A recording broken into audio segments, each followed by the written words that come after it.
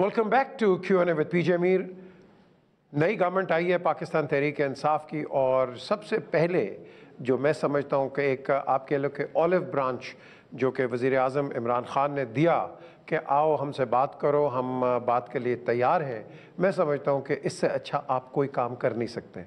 लेकिन बाद में जब कुछ एक्शन होता है, और हिंदुस्तान हमेशा कुछ ना कुछ ढूंढता है एक्सक्यूज़ कि पाकिस्तान को कहीं ना कहीं आपने मलाइन करना है, पाकिस्तान को डिग्रेड करना है, डिफेम करना है, ये इनका एक इंटरनेशनल एक एजेंडा है।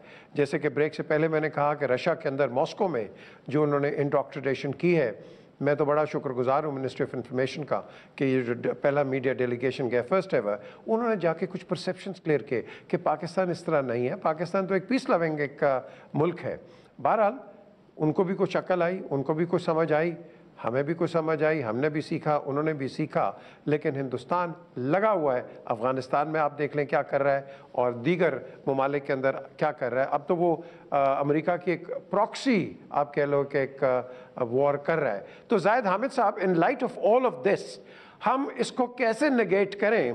क्योंकि आप जो मर्जी कर लें, 2 स्टेप्स आप आगे लेते हैं, ये 4 स्टेप्स पीछे ले लेते हैं। तो पहले फ़लस्तीन की मिसाल दी थी। फ़लस्तीन और कश्मीर आइडेंटिकल क्राइसिस हैं, 1947-48 में खड़े हुए थे, दोनों ब्रिटिश गवर्नमेंट के क्रिएटेड हैं। मगर फ़लस्तीन के मसले पे आप ये देखते हैं कि पूरी दुनिया में उसकी ब्रांडिंग बहुत खूबसूरत की गई है। फ़लस्तीनी अपने कॉज को लेकर बड़े ऑनरेबल और डिग्निफाइड कॉज को लेकर पूरी दुनिया में फैले, हत्ता कि वेस्टर्न वर्ल्ड से भी लोग उनको सपोर्ट करते हैं इसराइल के खिलाफ। मगर ये ब्रांडिंग आपको कश्मीर पे नहीं मिलती।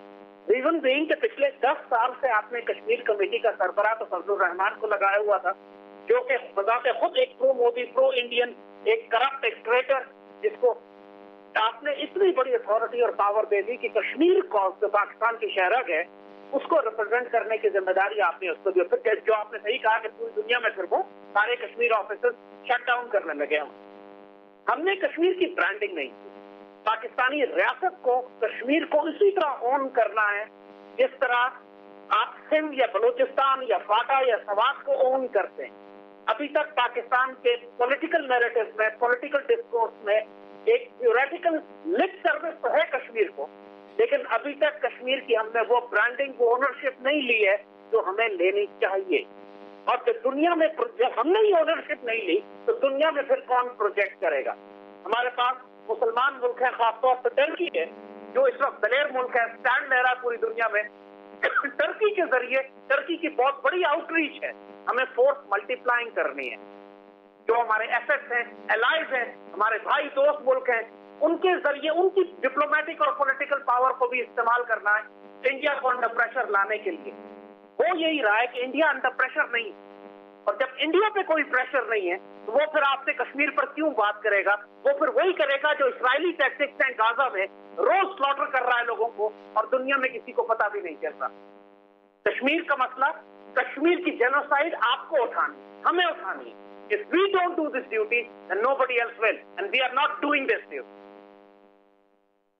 And why is the reason? What is the reason? Why are we not doing it? देखिए, मैंने कहा पिछले 10 साल तो डेमोक्रेसी चलती रही मुल्क में, जिसने बेड़ा गर्क कर दिया कश्मीर कॉज का। बिकॉज ये सारे pro Hindu, pro Indian government थी, नवाज शरीफ हो या जरदारी हो।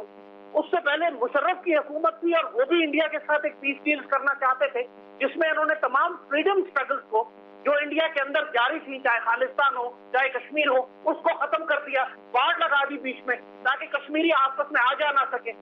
इतना ज्यादा स्पेस पिछले 20 साल में हमने इंडिया को दे दी है कि अब दोबारा कश्मीर जिहाद को या खालिस्तान को या इंडिया के अंदर दूसरी फ्रीडम मूवमेंट को सपोर्ट करना मुश्किल हो गया। लिहाजा इट्स कलेक्टिव बैगेज। पिछले 15-20 साल, जब 9/11 के बाद खासतौर पर, जब पाकिस्तान से बहुत प्रेशर था दहशतगर्दी के खिलाफ, जो हम पे इल्जाम बहुत ज्यादा थे, हम बिल्कुल दबा दिए गए थे, उस वक्त उसके बाद से लेके हमने प्रैक्टिकली कश्मीर स्ट्रगल को अबैंडन कर दिया। आप अभी भी देखें कि इंडिया ने झूठा इल्जाम 9/11 पे लगाया, लेकिन पाकिस्तान में अभी भी लश्कर तैयबा के लोगों को अपने जेलों में रखा हुआ है, उन पे मुकदमे चला रहे हैं।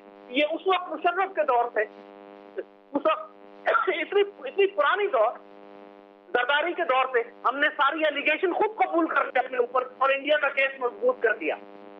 तो यही बात हम कर रहे हैं। अब चूंकि नई हुकूमत है, आर्मी और गवर्नमेंट जो है वो एक पे हैं, तो this is the time to revamp the strategy, rethink the strategy, become aggressive. अभी तक हम जमीन पर लड़ते रहे, इंडिया को स्पेस देते रहे. लेकिन जाहिद आमिर साहब, आप कह रहे हैं कि कबूल कर लिया है. इलियास डेविसन ने, मैंने अभी उनका एक क्लिप भी दिखाया है, उन्होंने तो कहा कि पाकिस्तान का ताल्लुक ही कोई नहीं था मुंबई अटैक्स के ऊपर.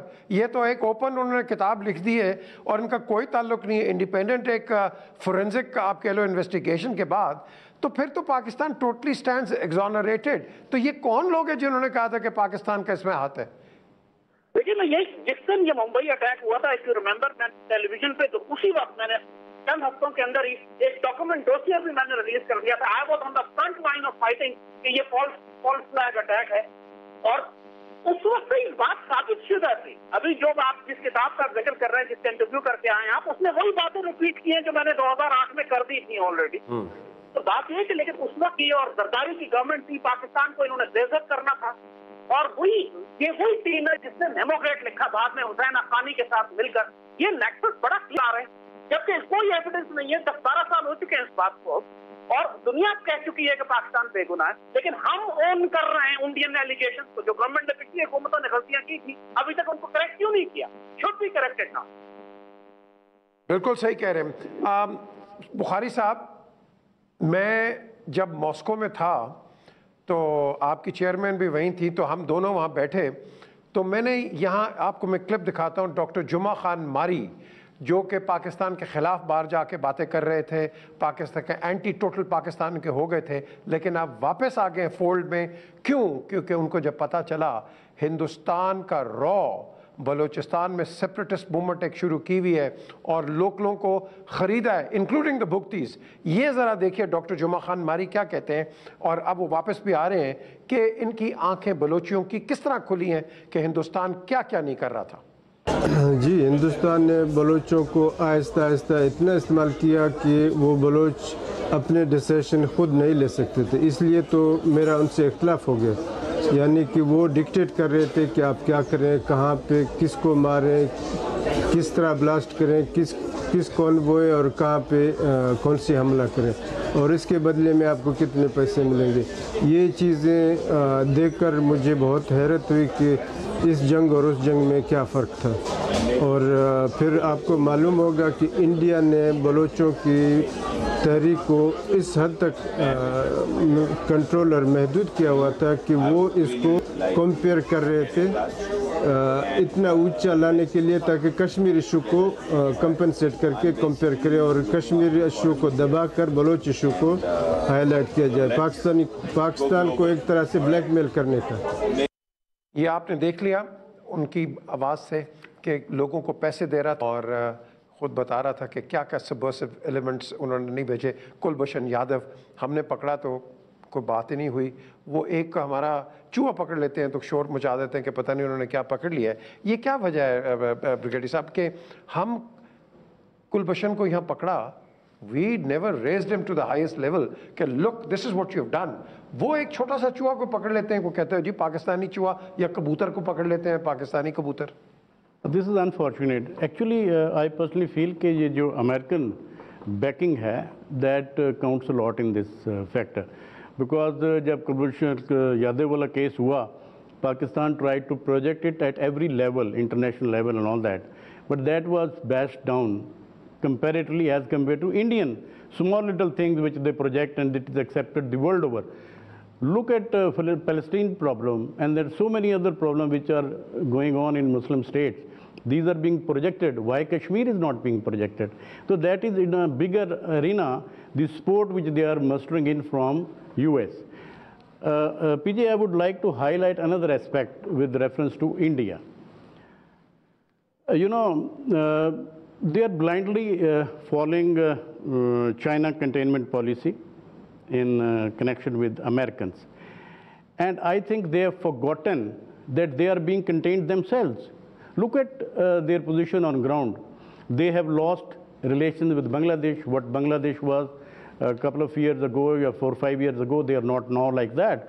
They have given 25% of their stock exchange to Chinese. The Chinese are building very important bridges and infrastructure in Bangladesh. They are aligned towards China now. Now you go to Sri Lanka. In Sri Lanka also they have given their port for 99-year lease to China. And then you go to Nepal. They created that blockade, and out of that what they earned was that Modi visited that place 4 to 5 times, but they are not on that line. They are towing that one belt, one road policy, and they are tilted towards China. And likewise, you know, they are losing very fast that ground which they are supposed to have it for their own security. So they should realize that even if they show eyes to Pakistan, and Pakistan is the second biggest country in the Southeast Asia. So what are they earning ultimately? They're not displaying that maturity what they are required to do. ये तो आप majority की बात करते हैं, लेकिन बुखारी साहब कल 5 शख्स शहीद हो गए इनके हाथों अशूरा में। आपने देखा कि क्या ये कर रहे हैं कश्मीरियों के साथ। ज़ाहिद हामिद जो बात कर रहे हैं कि देखो वो डेली यही कर रहे हैं, लेकिन दुनिया इसका कोई नोटिस क्यों नहीं लेती? बल्कि मैं तो देखा कि जब बर्मा में ये म्यांमार में ये रोहिंग्या मुसलमानों के साथ हुआ, किसी ने कोई नोटिस नहीं लिया। अब ये मुझे बताएं, इस रीजन के अंदर जो मैस किलिंग्स हो रही हैं, मैस मर्डर्स हो रहे हैं, जेनोसाइड हो रहा है और highest violations of the human rights is taking place, why is the world so blind? I need to know this. Why? 2 हिस्से हैं आपके सवाल के पीछे। पहला हिस्सा तो ये है कि दुनिया क्यों खामोश है, और दूसरा हिस्सा ये है कि हमने इसके लिए क्या किया है। देखिए, आप पहले बात कर चुके हैं कि कश्मीर सेंटर्स हमने बंद कर दिए। मौलाना फजल रहमान साहब को हमने पिछले 12-13 साल से बनाया हुआ चेयरमैन कश्मीर कमेटी हाउस की, जो कमेटी है नेशनल असम्बली की। एक मौका मुझे बता दीजिए कि उन्होंने किसी इंटरनेशनल प्लेटफॉर्म पर जाकर, किसी मुल्क के कैपिटल में जाकर एक लफ्ज़ कभी कश्मीरियों के लिए कहा हो, तो आपको हमारा अपना कैलसनेस तो इस चीज़ से समझ आ जाना चाहिए कि वी नेवर वांटेड और we couldn't project the cause of the Kashmiris at international forum. एक बात।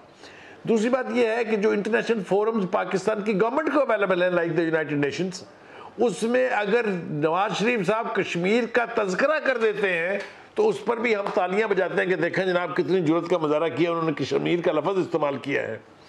हमने कश्मीर का केस प्रॉपरली ना तैयार किया ना प्रोजेक्ट किया। एक छोटी सी हरकत की chief of the army staff ने, उन्होंने कहा, संधू साहब जब यहाँ आए थे, क्रिकेटर जो है इंडिया के, कि हम करतारपुरा खोलते हैं। आपको अंदाज़ा नहीं है पीजे किस किस्म के रिपल्स गए हैं to the foreign office of the united of India, and the Indian government is practically jolted, because पूरी दुनिया में इसके लिए सपोर्ट आई है।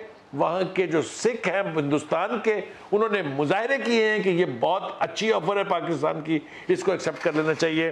तो ये जो अभी ताज़ा एटीट्यूड आप इंडियंस का देख रहे हैं, कैलेस, एनेमेटिक, ये उसके अंदर एक बहुत बड़ी रीज़न ये भी है opening of Kartarpur to the Sikhs community. दूसरी बात, हम अपोलोजेटिक रहे हैं फॉर ए लॉन्ग टाइम।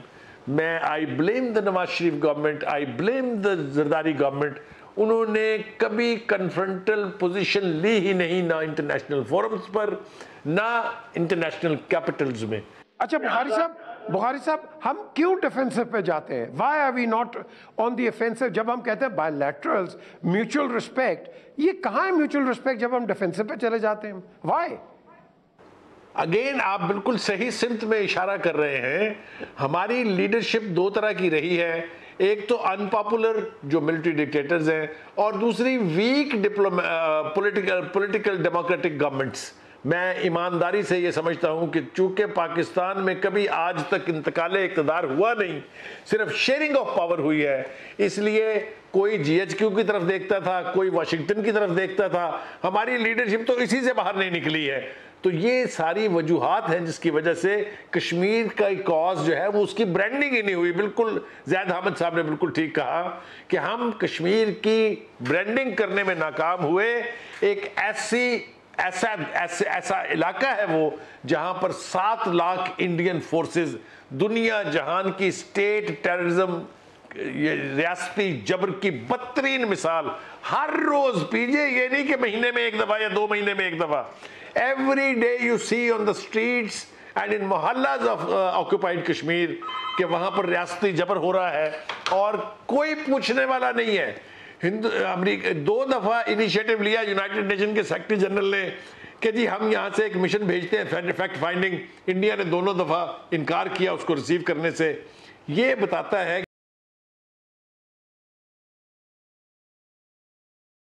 کہ ہماری ڈپلومیٹک ایفرٹس جو ہیں وہ سب زیرو لیول پر رہی ہیں. اوکے طریقے سے وہ تھا ہمارا یورپین یونین کہ جہاں میرا خود پرسنلی کم از کم آتا تھا, باقی ہمارے کشمیر سینٹر کے بتاتے تھے, ہم نے وہ سینٹر بند کر کے چابی پھینک دی. مجھے بتائیں, don't you think we need to revive the Kashmir centres? دیکھیے پی جے, سب سے پہلے ہم کو اپنی ڈپلومیٹک کور کو ریوائیو کرنا ہے. They are the state policy makers, implementers. آپ جب امریکہ میں علی جہانگیر صدیقی جیسے لوگوں کو امبیسڈر اپوائنٹ کریں گے, اس سے پہلے حسین حقانی جیسے لوگوں کو امبیسڈر اپوائنٹ کریں گے, then you can be sure کہ سبورژن ہوگی, ٹریزن ہوگی, بیٹریل ہوگا. ہم تاریخ سے کیوں نہیں سیکھے؟ Pakistan has been destroyed not by the enemy but by our own ambassadors, our own leaders, our own rulers. ہمارے یہاں بیٹریل اتنا زیادہ ہے.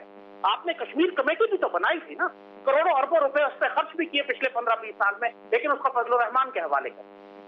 دس is the ultimate tragedy that we face. We have to revamp our entire foreign office. تو foreign policy ambassadors کو, professional ambassadors کو, patriotic ambassadors کو, visionary ambassadors کو لگانا ہے جو پاکستان سے پیشن رکھتے ہیں, پیار رکھتے ہیں. Okay. That's I'm told I've run out of time. Thank you yourself and of course Salim Bukhari and Brigadier Saab, thank you for being on the program. And of course regrets کے او پی شاہ صاحب کو ہم نہیں لے سکے because of technical reasons, because میں ہمیشہ چاہتا ہوں کہ ایک دوسری سائڈ کا بھی ایک ویو پوائنٹ آئے, because then we have آپ کہہ لو کہ ایک ہیلتھی بیلنس. ہم تو کہیں گے ہم بہت اچھے ہیں, لیکن لیٹس سی کہ دوسری سائڈ کیا کہتی ہے. اسی کو تو ہم کہتے ہیں ڈائلاگ. اگر یہ ڈائلاگ نہیں ہوگا اور ون وے ہوگا تو whether it is Pakistan or whether it is India, we won't reach anywhere. So I think a dialogue is the, وہ کہتے ہیں نا, need of the hour. Imran نے بڑی اچھی بات کی ہے. An Oxford graduate, خیر اس نے تو نہیں کہا, but I say it, an Oxford graduate and a T-boy, well, there's a vast difference in that. Look after yourself, look after the interest of Pakistan. Khuda Hafiz.